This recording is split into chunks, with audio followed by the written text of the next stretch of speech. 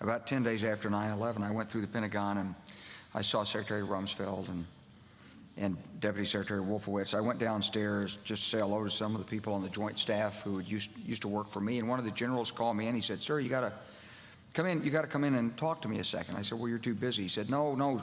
He says, "We've made the decision. We're going to war with Iraq." This was on or about the 20th of September. I said, "We're going to war with Iraq. Why?" He said, "I don't know." He said, "I guess they don't know what else to do."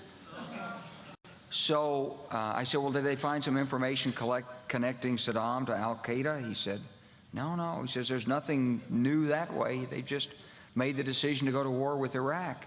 He said, "I guess it's like we don't know what to do about terrorists, but we've got a good military and we can take down governments."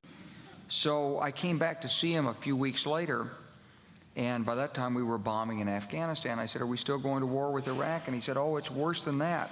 He said, he reached over on his desk, he picked up a piece of paper, and he said, I just got this down from upstairs," meaning the Secretary of Defense's office today, and he said, "This is a memo that describes how we're going to take out 7 countries in 5 years, starting with Iraq and then Syria, Lebanon, Libya, Somalia, Sudan, and finishing off Iran."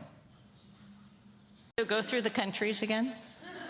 Well, starting with Iraq, then Syria and Lebanon, then Libya, then Somalia and Sudan, and then back to Iran.